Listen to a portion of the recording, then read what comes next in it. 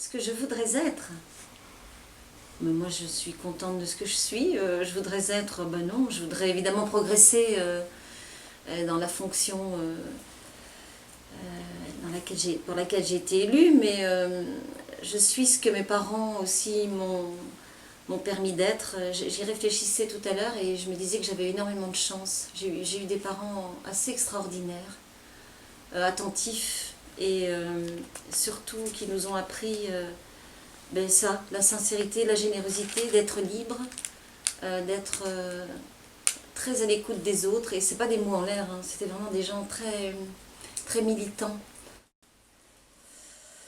Le son, le bruit que vous détestez.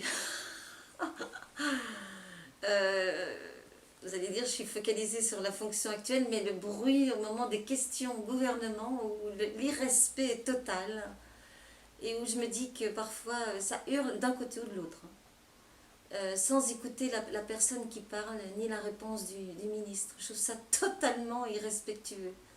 Votre juron, gros mot ou blasphème favori? Oh, le juron, c'est putain, je suis désolée, hein. C'est vraiment putain. Et encore pire, dans ma bouche, c'est bordel de merde. Voilà. Un film que j'aime revoir. Alors là, sans hésitation, c'est Le Grand Chemin. J'ai adoré ce film. C'est plein de finesse, c'est vraiment magnifique. L'homme politique que j'aime bien le plus, il faut que ce soit un homme ou une femme. Ça peut être une femme. J'ai été marquée par Simone Veil, moi. J'ai lu, je la connaissais de loin et je savais évidemment que c'est elle qui en 74, c'est 74 ? Oui, c'est ça. Ouais, avait fait passer sous Giscard la loi sur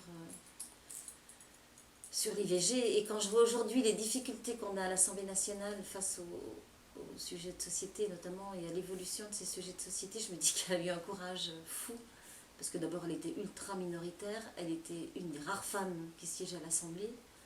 Et le sujet était totalement tabou. Mon plat préféré, oh, je suis une bonne cuisinière, j'adore faire la cuisine et j'ai plein de plats.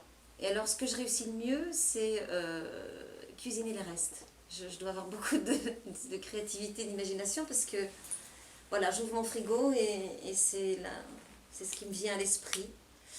Avant-hier, j'ai fait notamment, et je réussis très bien, des filets mignons farcis au chorizo et persil sur un lit d'oignon et d'ail, avec des petites pommes de terre de Noirmoutier et des légumes verts, enfin des asperges vertes. Enfin, voilà.